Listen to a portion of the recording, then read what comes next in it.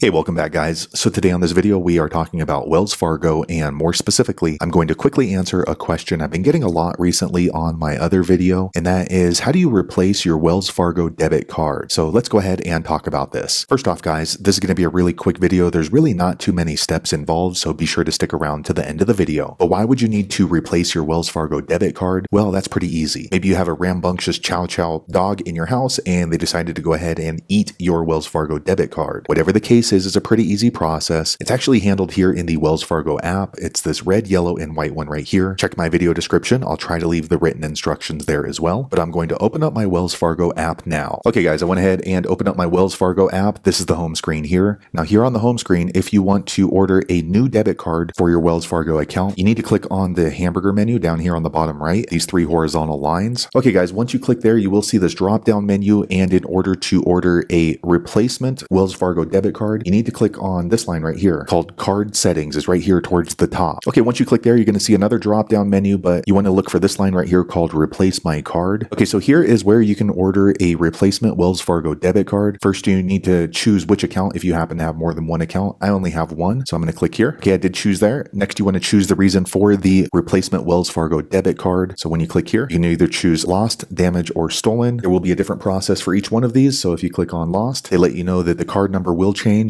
expiration date and security code. And if it's damaged, the card number will remain the same, but the expiration date and security code will change. Once you've made this selection, you want to click on this red continue button here, and your new replacement Wells Fargo debit card would be mailed out. I'm not going to do that because I still have my Wells Fargo debit card in hand. So there you have it, guys. If you're wondering how to get a replacement Wells Fargo debit card, that is the easiest way I know how to do it. If you know an easier way, be sure to leave a comment below. Let the rest of us know how you did it. Hopefully you found that video useful. If so, click thumbs up, or maybe consider subscribing to my channel, and I hope to see you on the next video. Thanks again for watching.